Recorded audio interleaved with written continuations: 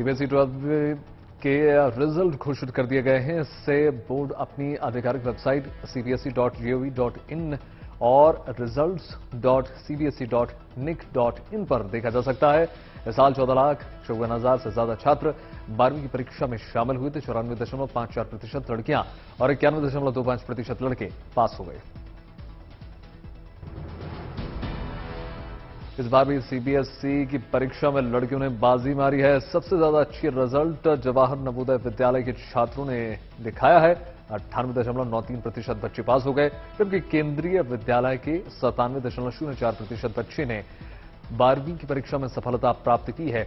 2.33% बच्चों को 95% से ज्यादा मार्क्स आए हैं, जबकि 1,34,000 से ज्यादा बच्चों को 90% से ज्यादा अंक आए। एनडीए की प्रत्याशी द्रौपदी मुर्मू देश की 15वीं राष्ट्रपति होने जा रही हैं। वो इस सर्वोच्च संवैधानिक पद पर पहुंचने वाली देश की पहली आदिवासी और दूसरी महिला राष्ट्रपति होंगी। एनडीए की प्रत्याशी द्रौपदी मुर्मू ने यूपीए के उम्मीदवार यशवंत सिन्हा को तीसरे राउंड की गिनती में हरा दिया। 25 जुलाई को द्रौपदी मुर्मू को राष्ट्रपति पद की शपथ दिलाई जाएगी। द्रौपदी मुर्मू के राष्ट्रपति चुने जाने के साथ ही भारतीय राजनीति में एक नए युग का शुभारंभ हो चुका है, क्योंकि द्रौपदी मुर्मू देश की पहली आदिवासी राष्ट्रपति होने जा रही हैं। उनके निर्वाचित होने के साथ ही जश्न का सिलसिला शुरू हो चुका है। मुर्मू की जीत पर दिल्ली से लेकर देश के अलग अलग हिस्सों में जीत का जश्न मनाया गया। लोगों ने मिठाई बांटी, वहीं आतिशबाजी की गई। ढोल नगाड़ों के बीच आदिवासी पारंपरिक नृत्य भी देखने को मिला। बीजेपी के प्रवक्ता संबित पात्रा ने भी डांस करके अपनी खुशी जाहिर की।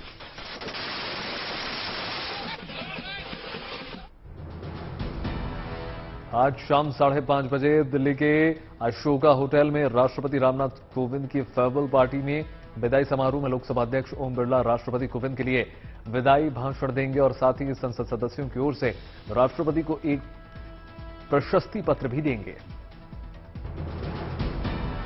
उपराष्ट्रपति चुनाव में भी विपक्ष की एकता टूट चुकी है। ममता बनर्जी ने बड़ा फैसला लिया है। टीएमसी उपराष्ट्रपति चुनाव में वोटिंग प्रक्रिया से दूर रहने जा रही है। टीएमसी महासचिव अभिषेक बनर्जी ने कहा कि अंतिम समय में विरोधी दलों ने बिना परामर्श किए मार्गरेट अल्वा का नाम घोषित कर दिया। बनर्जी ने कहा कि हमारे 85% सांसदों ने फैसला किया है कि हमें मतदान से बचना चाहिए।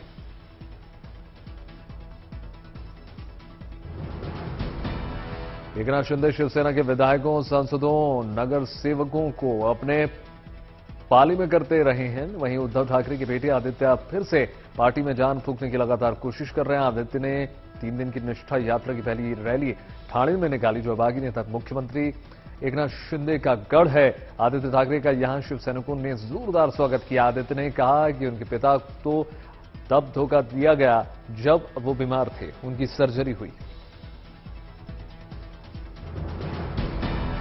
लोकसभा में उत्तर प्रदेश के गोरखपुर के सांसद रवि किशन और राजस्थान के राज्यसभा के सदस्य करोड़ीलाल मीणा जनसंख्या नियंत्रण और समान नागरिक संहिता पर एक प्राइवेट मेंबर बिल पेश करने जा रहे हैं। संसद के किसी भी सदन का सदस्य जो कि मंत्रिपरिषद के सदस्य नहीं है, वो निजी विधेयक पेश कर सकता है। नेशनल हेराल्ड मामले में ईडी ने कांग्रेस अध्यक्षा सोनिया गांधी से करीब 2.5 घंटे की पूछताछ की। सोनिया को फिर से पूछताछ के लिए 25 जुलाई को बुलाया गया है, जिसके लिए ईडी ने नया समन भेज दिया है। कल ईडी दफ्तर जाते वक्त सोनिया के साथ राहुल और प्रियंका गांधी मौजूद थे।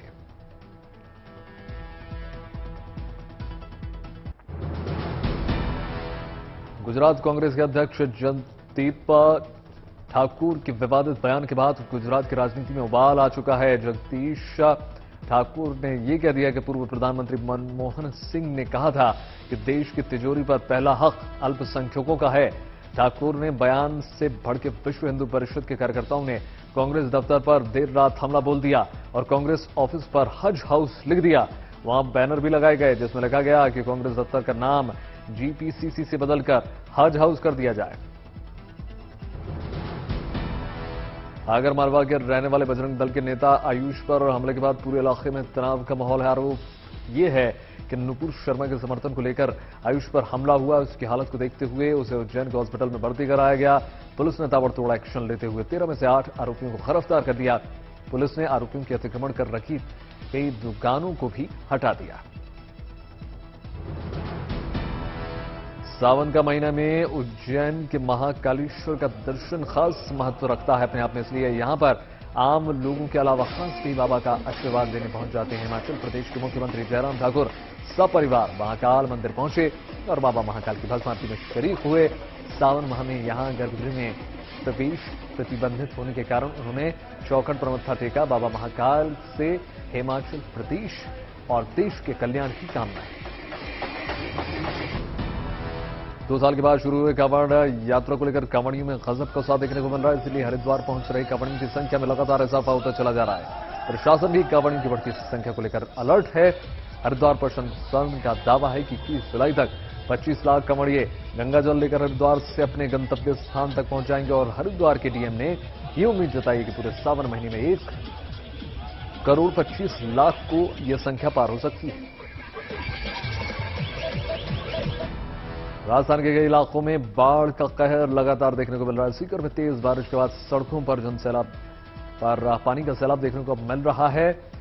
फतेहपुर में सड़कों पर कई फीट पानी भर चुका है, जिससे वहां नाव चल रही है। हेरिटेज हवेली में भी पानी भरने से काफी मुश्किलों का सामना करना पड़ रहा है, उसकी दीवारों को भी नुकसान पहुंचा है। रेस्क्यू टीम लोगों को सुरक्षित ठिकानों पर लगातार पहुंचा रही है। साथ ही घर में कैद रहने वाले लोग बहुत मुसीबतों का सामना करना पड़ रहा है। जिन लोगों ने सैलाब को पार करने की कोशिश की, उनकी गाड़ियां बंद हो गई, जिनके बाद उन्हें धक्का लगाना पड़ा। रिहायशी इलाकों में पानी भर जाने से बीमारी का खतरा भी लगातार बढ़ता ही चला जा रहा है। लोगों में सरकार और प्रशासन के प्रति नाराजगी देखी जा रही है। उत्तराखंड के कई जिलों में बारिश के बाद लैंडस्लाइड का खतरा लगातार मंडरा रहा है। पिथौरागढ़ में रामगंगा नदी उफान पर स्थानीय लोग खौफ में है। हरारिया इलाके में भूस्खलन लगातार जारी है। पहाड़ों से मलबा गिरने का वीडियो लोगों ने अपने कैमरे पर कैद कर लिया। स्थानीय लोगों ने यह बताया कि बारिश होने पर सड़क धंस जाने के बाद उन्हें पहाड़ पर चढ़कर रास्ता उनको तय करना पड़ता है, लेकिन लैंडस्लाइड की वजह से उन्हें जान खतरा लगातार बना रहता है। पिथौरागढ़ के द्वाली नगर में खतरनाक वैकल्पिक रास्ते गाड़ियां गुजरने को मजबूर हैं और यहां ऐसी कई सड़कें हैं। उत्तराखंड के बागेश्वर जिले में भी लगातार लैंडस्लाइड से लोग खौफजदा हैं। कपकोट में जबरदस्त बारिश के बाद भूस्खलन हुआ। लैंडस्लाइड से पूरी पहाड़ी खसक कर नीचे आ गई, जिससे 100 मीटर सड़क का हिस्सा धंस गया। लैंडस्लाइड के बाद बर्बादी के निशान देखकर लोग हैरान हैं। कपकोट में मूसलाधार मुसीबत से 6 सड़कें बंद हो चुकी हैं। सबसे ज्यादा नुकसान डफूट का जिला मुख्यालय से जोड़ने वाली सड़क का हुआ है।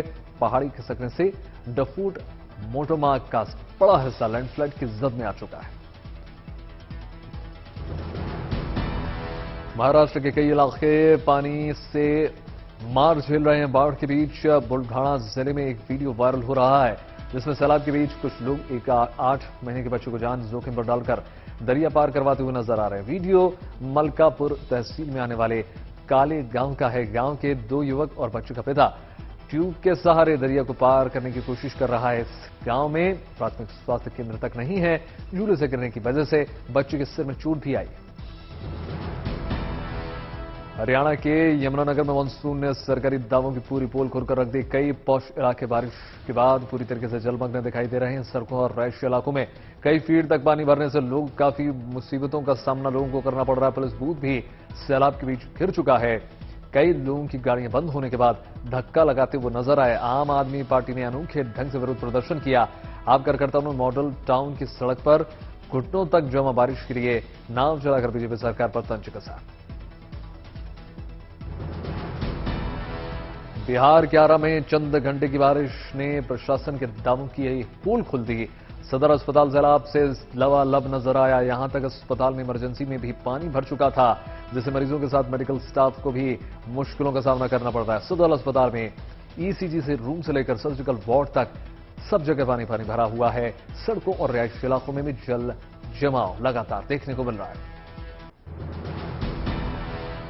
ऋषिकेश बद्रीनाथ राष्ट्रीय राजमार्ग पर रुद्रप्रयाग से 15 किलोमीटर दूर सिरोबगढ़ में पहाड़ी से मलबा गिरने का दौर लगातार जारी है। यहां पर बारिश के साथ पहाड़ी से पत्थरों की बरसात लगातार हो रही है।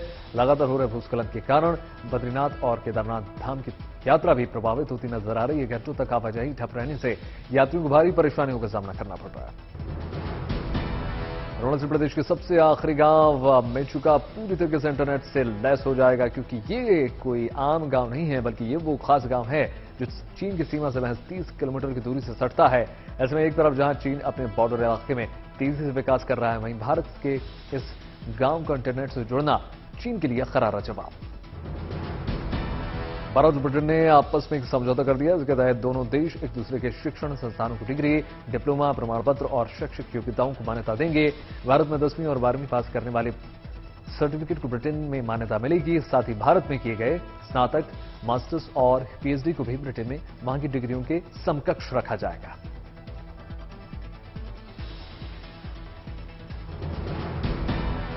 स्वास्थ्य के क्षेत्र में उत्तर प्रदेश के लोगों को मुख्यमंत्री योगी आदित्यनाथ ने खास सौगात दे दी है। उत्तर प्रदेश में कैशलेस चिकित्सा योजना का शुभारंभ किया जा चुका है।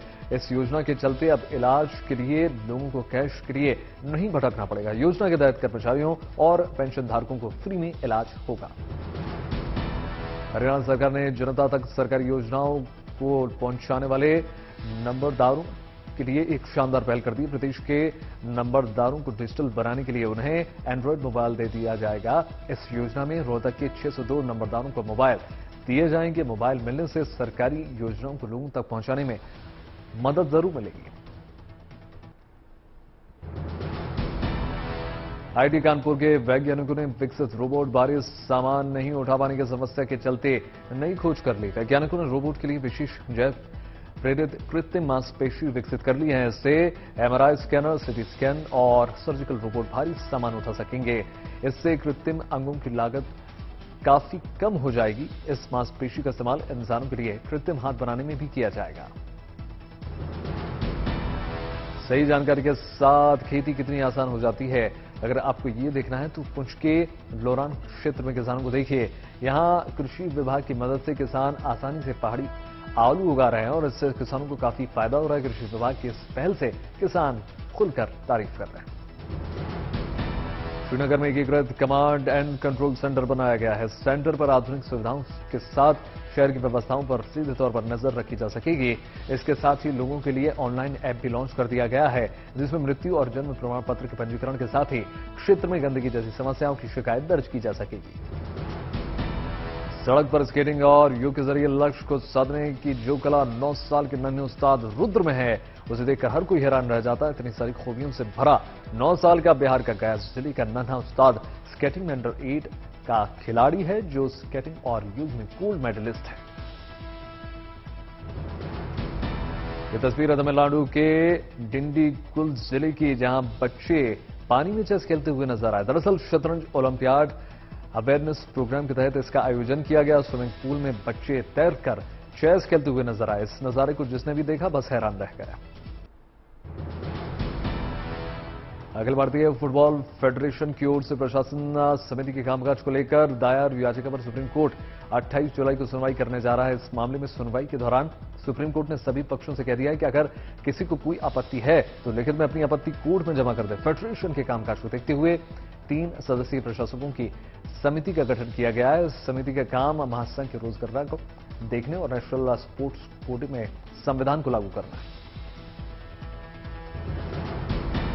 टीम इंडिया वेस्ट इंडीज दौरे पर है। आज वनडे सीरीज का आगाज होने जा रहा है। 3 मैचेस की वनडे सीरीज का पहला मुकाबला पोर्ट ऑफ स्पेन में खेला जाएगा। सीरीज में विराट कोहली, रोहित शर्मा, ऋषभ पंत और जसप्रीत बुमराह जैसे सीनियर प्लेयर्स, उन सभी को आराम दिया गया है।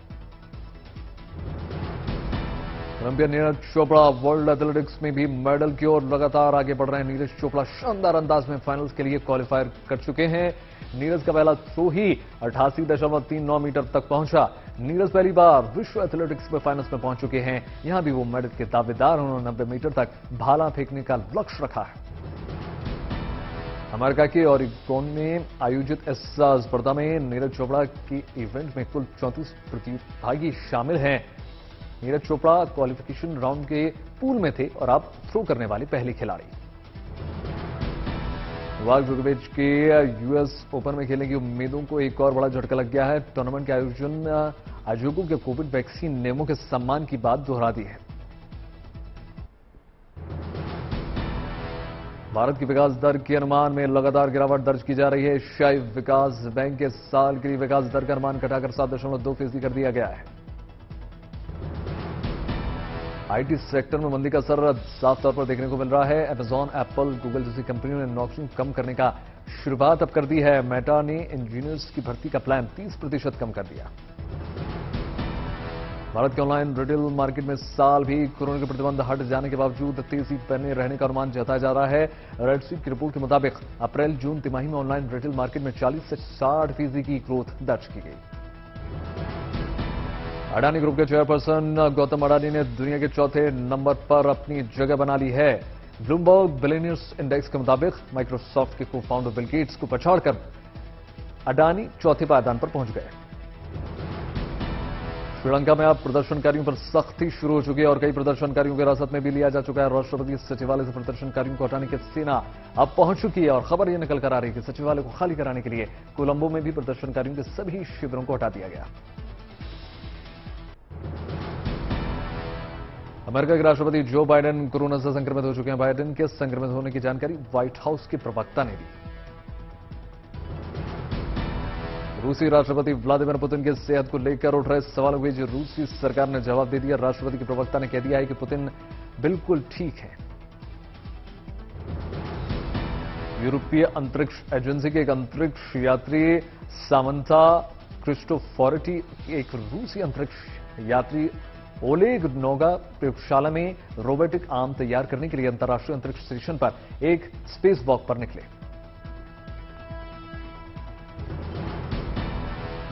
अमेरिका के office of ocean and atmosphere administration के मुताबिक 21 जुलाई से 23 जुलाई तक मामूली भूचुंबकीय गतिविधि की संभावना जताई जा रही है। कहा जा रहा है कि इस घटना से बिजली उपयोगिताओं, संचार और नेविगेशन सिस्टम पर असर पड़ सकता है। बोलीविया के लाल पास की सड़कों पर लोकतंत्र की मांग के लिए विरोध प्रदर्शन लगातार जारी है। सरकारों को इसका सामना करना पड़ रहा है। रूस ने जर्मनी के लिए प्राकृतिक गैस की सप्लाई दोबारा शुरू कर दिया। नॉर्थ स्ट्रीम गैस पाइपलाइन के जरिए पिछले 10 दिनों से गैस की सप्लाई बंद थी। अमेरिका से मिले यूक्रेन के आधुनिक हथियारों पर रूस ने निशाना साधा। रूसी रक्षा मंत्रालय ने एक बयान में जारी करके यह कहा कि सिटी ओडिशा में harpoon anti ship missile system पर हमारी सेना का हमला हुआ। न्यूजीलैंड के क्राइस्टचर्च शहर में आया भयंकर तूफान। भारी बारिश और तूफान के चलते क्राइस्टचर्च में भर गया पानी। ब्रिटेन में महारानी एलिजाबेथ द्वारा पहने गए जेवरों की प्रदर्शनी उनकी लगाई गई। इस प्रदर्शनी में न सिर्फ महारानी के जेवरात हैं बल्कि उनकी तस्वीरें भी लगाई गई। कुछ फ्रेंच कलाकारों ने ब्राजील के रियो दा जेनेरियो में समुद्री तट के पास रेत पर पेंटिंग बनाई है। कलाकारों के मुताबिक यह पेंटिंग दुनिया भर में सौहार्द और एकजुटता का संदेश देती है।